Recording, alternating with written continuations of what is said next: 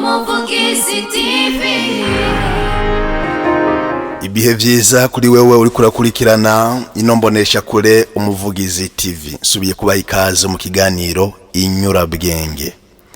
Nibaza ko wamaze gufyonda subscribe, ko wamaze kugira j'aime, partage, kugira ngo tugume twubaka umuryango waguke. Ibi vyigwa nibaza neza yuko mu bitora hano hake. Mumaze kurikirana Inyurabwenge zanje kamahade kuri iyi chaîne Umuvugizi TV na hantu hake muzotora ibintu nk'ibi. Uyu munsi rero ntagiye guteba, tugomba kuganira kuwo Yesu yari yaratoye nk'umutumwa wiwe mugabo aramuhemukira. Ninde? Yuda Iskarioti. Niwe tugiye kuganira ko uyu munsi mu kiganiro Inyurabwenge. Nitugiye kumuganira ko nkuko ibyabaye ibyamushikiye, kumbure tugira duti yarasamaye, mugabo twebwe tugomba kuhakura icigwa. Twebwe turi muri runo rugendo rwo kwese, ni ikihe cigwa dukura ku byashikiye Yuda Iskarioti Yesu yari yaratoye ngo amubere umugendanyi, ngo amubere umutumwa. Tuza kwisunga ijambo riri mu nkuru nziza ya Yohani ikigabane cya 13 umurongo wa 30. Bavuga ko ngo Yuda acarasohoka ngo hari mwijoro. Hari mwijoro. Iyo Bibiliya ivuze ngo hari mwijoro, niko kubera yuko yari funguro ya nyuma Yesu wasangiye n'abigishwa biwe, turumva umwanya hari ku mugoroba, hari mwijoro. Mugabo Bibiliya ntigomba kutubwira iryo joro gusa twumva mu gihe c'umwanya. Hari ikindi kintu Bibiliya igomba kutubwira, hari mwijoro. Kuko hari amajambo Bibiliya iyo iyavuze ibivuze niko ukumva ico ivuze. Bibiliya ivuze ubwato, turumva ubwato, mugabo hagiye ibivuze eklezia, ibivuze ishengero, ibivuze umuryango. Iyo bavuze ifigiye baba bavuze iki? Iyo bavuze iyo Yesu aciye umugani abagombye kuvuga iki? Rero tugume ngaha kwiri jambo ngo hari mwijoro. Mu gace kagira kabiri tuza kuraba kubera iki byageze aho Yuda agurisha shebuja wiwe. Byageze kubera iki? Kubera iki yafashe iyo ngingo? Inzira byaciyemwo niyihe? Mugabo mu maherahera ni ibihe vyirwa dukura mu buhemu bwa Yuda. Naho ntarahashika, burya muri no rugendo rwacu iyo dusamaye turashobora kumera nka Yuda. Mu bundi buryo niho tuza kubona ingene tugomba kuba abantu badasamaye muri buno buzima. Reka rero tugende ubwa mbere. Iyo Bibiliya ivuze ijoro no kuvuga iki? Iyo bavuze ijoro bisigura ibintu byinshi. Bisigura ubwa mbere umwijima mu bijanye n'ivy'umutima, umwijima mu bijanye n'ivy'umutima. Kandi bisigura igicumuro. Iyo twumvise ijoro turashobora kuronka iyo nsiguro y'umwijima mu bijanye n'ukwemera mu vy'umutima. Umwijima, les ténèbres spirituelles et le péché. Ijoro rero rigahava rigasigura kuba kure y'Imana, kuko dutwawe na shetani, dutwawe n'ikibi. Mwumva iyo nsiguro ya mbere iyo tugiye muri Bibiliya. Hahandi muri Yohani ikigabane cya 3 umurongo wa 19 ngo abantu bahisemwo umwijima. Abantu bahisemwo umwijima ngo kubera yuko ngo ibikorwa byabo byari bibi. Les hommes ont préféré les ténèbres à la lumière parce que leurs œuvres étaient mauvaises. Inkuru za Yohani ikigabane cya 3 umurongo wa 19.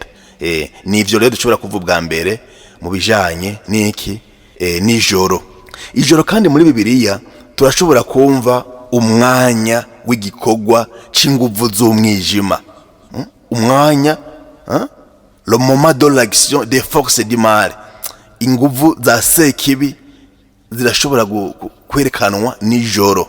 Shetani ikunda gukora mwijoro, ikunda gutera abantu mwijoro. C'est votre air et le pouvoir des ténèbres. Sekibi mwijoro burya niho ikunda kunaga hasi abana b'Imana. Noneho nibibi byinshi ndazi ko mu bishingira inta biba mwijoro, ubwicanyi ko batabukorera ahabona, abo bagirira amanyanga, abantu babagirira ibijanye no kubahemukira, ubusambanyi, ugucanamwo mu ngo, ibi byose biba ku mugoroba, biba mwijoro. Ijoro rero rirashobora gusigura umwanya w'igikorwa c'inguvu za sekibi. Turashobora kumva kandi igihe c'amakuba. Ijoro ni igihe c'amakuba n'ububabare. Iyo tugiye muri Bibiliya turashobora kumva igihe c'amakuba n'ububabare. Ijoro ryerekana ibihe bigoye, amakuba, ububabare, iguhamwa. Nko muri Psaume ya 30, Izaburi ya 30 akarongo ka 5, on pleure pendant la nuit, mais au matin éclate la joie. Oya, ijoro ni igihe usanga kigoye mu bijanye n'umwijima, ujana umuntu mu bubabare. Ni ingwara burya zikara mwijoro. Abavyeyi mufise abana kenshi ingwara iza gukomera mwijoro. Gene ikimenyetso cyuko iyo ngwara iherekejwe n'inguvu z'umwiza, inguvu za sekibi. Kubera iyo ngwara iza gukara mwijoro ku murango, kandi hari izindi mbaraga zica ziherekeza iyo ngwara. Umuntu akaremba akagira ubushuhe ku murango, nta bushuhe yarafise, temperature zikaduga, ni sekibi abari koraherekeza iyo ngwara. Ico mukimenye. Ariko kandi ijoro turashobora kuryumvamwo ibijanye no gusamara kw'abantu no gusinzira mu bijanye na roho na mutima, aveuglement spirituel. Abantu bazi Imana bafata ijoro nk'igihe cyo gufata minyenego ibijanye n'ukuri. Dusome Abanyatesalonika ba mbere, niba ari umutumwa Paulo yandikiye Abanyatesalonika ikigabane ca 5 umurongo wa 4, niba ari wa ryambere. Mais vous frères, vous n'êtes pas dans les ténèbres pour que ce jour vous surprenne comme un voleur. Mwebwe ntimuri mu mwijima kungo uyo munsi uzuba wikire nk'igisuma. Nitugomba rero gusamara ngo umutima wacu ukandamizwe canke ugire iyo faiblesse spirituelle, ngo nuko twasamaye. Twebwe twatowe nitugomba gusamara, kandi kikirahambaye cyane. Ijoro kandi rirashobora gusigura igihe cyo kurindira ukwizera. Aha ni ku bintu uruhande rw'ibintu vyiza, le temps de l'attente et de la foi. Ni igihe cyo kurindira ukwizera, mu gihe tugomba gukomera mu kwizera no kwemera. Ijoro ni igihe ciza cyane. Hari abaduga ku misozi gusengerayo, hari ababiyugarana mu vyumba, hari abiganira mu isengero, agaprofita novuga ako gacerere kaba kari hirya no hino, akabona guhura n'Imana. Ijoro igihe ciza cyo gukomera mu kwemera. No muri ya makuba hariya hejuru akunda kuza mwijoro, amakuba ku muntu yemera, ku muntu ahagaze neza, ni igihe ciza cyo gukomera mu kwemera. Rero baba bagomba kuba abakristo canke abemera Imana, bagomba kuba novuga bagavye, barindiriye umuco w'Imana kuba arasirako mu kuva mwijoro bagana mu muco. Mon âme soupire après le Seigneur, puisque regarde no guettes le matin. Umutima wanje uriteze umukama nk'uko umuteramyi yiteze umutwenzi kukika. Psaume 130 umurongo wa 6. Ijoro ni igihe ciza cyo guterama, duteramiye umukama, hakurya umuteramyi nawe ateramira umutwenzi kukika. Twebwe turaterama duteramye ngo umukama atwiyereke, aturasire ko umuco wiwe. Igihe ciza mu bundi bwiro. Ariko kandi ijoro ni igihe ciza umukama aduhishuriramwo amabanga yiwe, un moment de révélation divine. Imana nibwo nababwira muri ca cigwa, ariko ndababwira ibijanye n'indoto. Imana ikatwiyereka mu ndoto, kumwe yiyereka Yosefu ati vyuka uhungana umwana na nyina. Uba hariya mu Misiri kubera yuko Herodi agomba kwica umwana. Yosefu akavyumva mu ndoto, akavyuka yihuta, bagahungana Bikira Mariya, bahungana umwana Yezu. Ijoro indoto umukama akababonekera. Imana ivuga rimwe rimwe mu buryo ikindi gihe mu bundi buryo. Dieu parle cependant tantôt d'une manière tantôt d'une autre. Yashaka kuvugira mu ndoto canke mvuge n'inzozi canke kubonekerwa mw'ijoro. Yobu kigabono ca 33 umurongo w'14 kugera ku 15. Mw'ijoro umukama Imana ikamwiyereka. Des visions nocturnes. Ico kirasigura turashobora kumva ijoro muri Bibiliya ikagira izo nsiguro niko ndababwira. Ijoro kandi ni gihe cyo gusenga n'ubunywanyi bwatwe n'Imana, gukomeza ubunywanyi bwatwe n'Imana. Un moment de prière et d'intimité avec Dieu. Ijoro umwanya mwiza wo gusenga no kwihuza n'Imana mu gisabisho. Murabizi Yezu yama yavuye mu rwinshi n'abatumwa akabareka akagenda ku musozi. Bibiliya itubwira ngo ngo arasenga ijoro ryose. Il passa toute la nuit à prier Dieu. Inkuru nziza ya Luka ikigabane cya 12. Agasenga ijoro ryose. Umwanya mwiza nta bidusamaza, turayaga n'Imana ikatwumviriza. Mbe kugira ngo wowe urusenga ijoro ryose uri kurahura n'Imana nko Yesu yabigira cyane cyane mu myanya ikomeye, ni mu gutora abatumwa, ni mu kugira ngo atangure kwigisha evangelisation mu buryo bwagutse, akabanza gusenga igikorwa gihambaye, no mu kuza kutwitangira ku musaraba akabanza gusenga kugira ngo Imana imuhe imbaraga n'inkomezi mw'ijoro. Mw'ijoro bitavuga ngo umuntu asenga mw'ijoro gusa, mugabo ni gihe ciza cyo gusenga no guhura n'Imana. Ijoro kandi muri Bibiliya yashobora gusigura urupfu, symbole de la mort. Ijoro rirashobora gusigura iherezo ry'ubuzima ku isi, avant le matin de la résurrection. Nk'akarorero ngo l'homme s'en va vers sa demeure éternelle et le Père parcourt le riz. Usubiye muri Ecclésiaste kigabane cya 12 akarongo ka 5.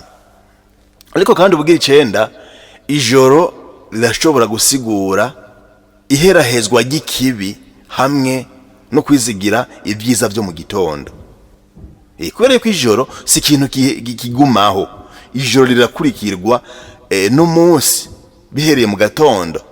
Ivyo rero bigasigura kubohoka tukava mu mwijima tukaja muri Yezu Kristo.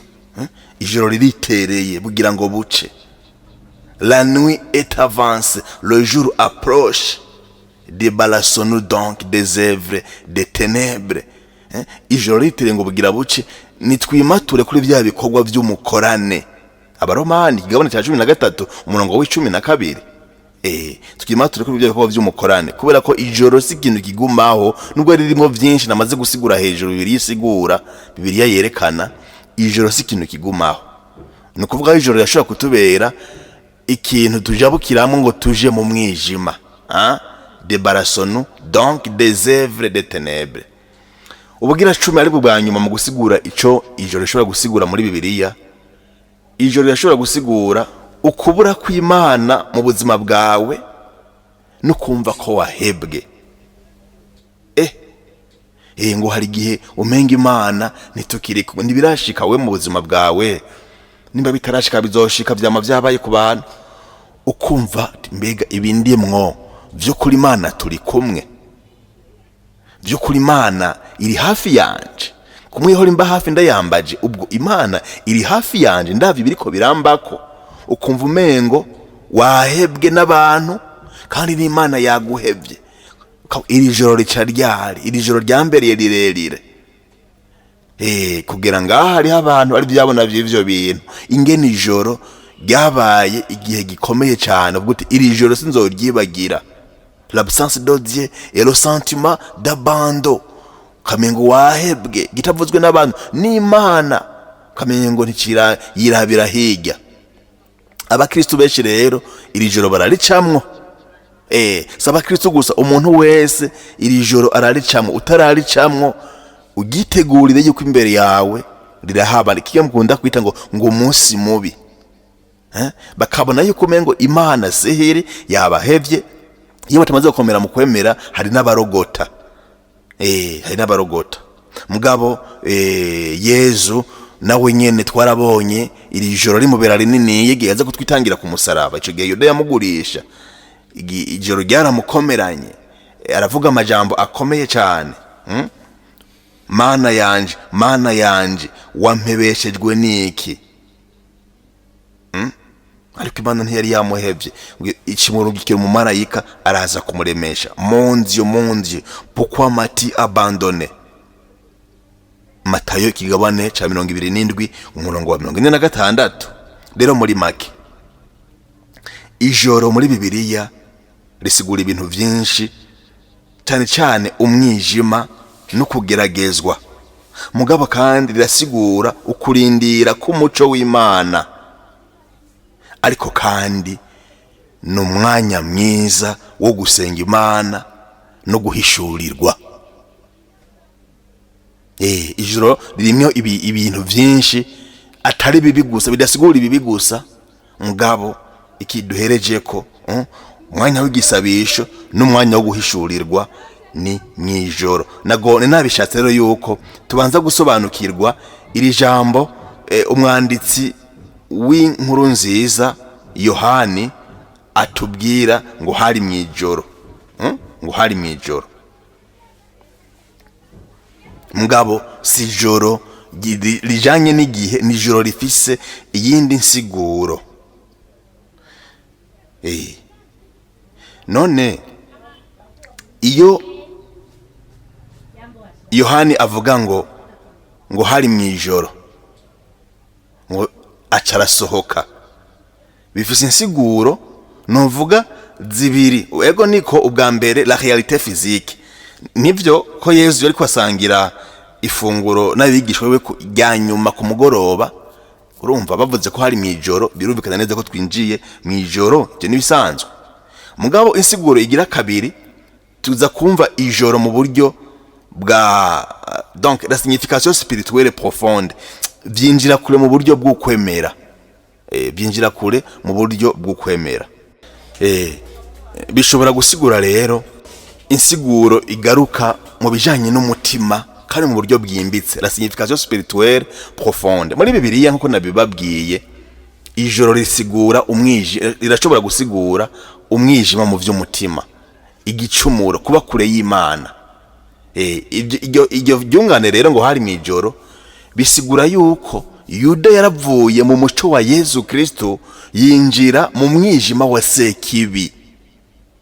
Ngo acarasohoka, ava mu muco wa Yezu Kristo yinjira mu mwijima wa sekibi. Yahisemwo kugurisha sebuja mu gusohoka, akava muri we akinjira mu mwijima wa sekibi. Mu mwijima wa shetani. Yohani atubwira ngo shetani ngo kimwinjiramwo. Yohani 13 umurongo wa 27. Nukuvuga yuko kandi bisigura yuko yari yinjiye mu rugamba rwo kugwanya Yezu Kristo. Il marque le début du complot contre Jésus. Kubera yuko nabibabwiye, ijoro risigura kenshi umwanya w'inguvu z'umwijima. C'est votre heure et celle du pouvoir des ténèbres.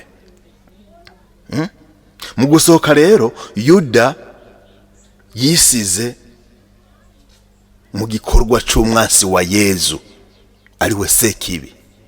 Arasohoka ava muri Yezu yinjira mu mwijima w'umwasi wa Yezu, mu mwijima wa sekibi. Mu yandi majambo kandi twovuga yuko ngo arasohoka hari mwijoro, no kuvuga Yuda araciye mu buryo definitive, canke mu buryo ntisubirako ubwo bunywanyi bwari hagati yawe na Yezu, arabuciye. arabuciye. Ariko Petero wewe naho azomwihakana ubwo bunywanyi ntazobuca, azogaruka mu muco mu gusaba imbabazi.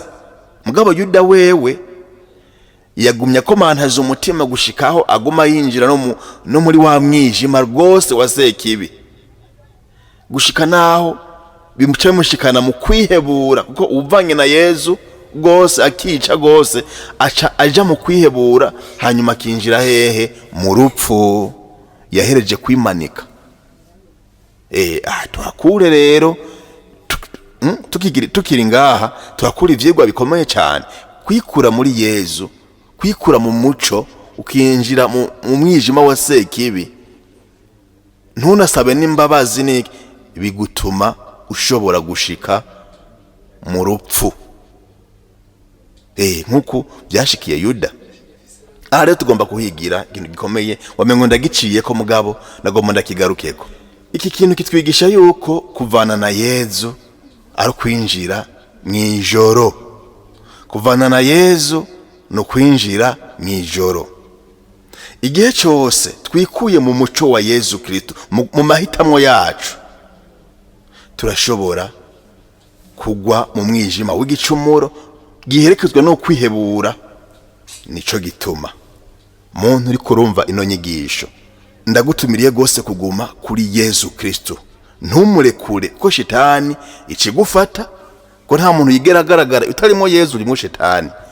Iyo utarimo Yezu urimo shitani. Urimo shitani naho wikura kuri Yezu, kubana na shitani bikujana mu rupfu nkuko byagendeye Yuda. Ngiyi inyigisho ya mbere twotangura gukura kuri ibi byashikiye uyu musuku. Yari umusuku, Yezu akamwizigira mugabo akahava akamugura. Mina nkusozera, kubera iki Yuda yakoze ibi bintu? Kubera iki Yuda yakoze ibi bintu? Kumuvugizi TV.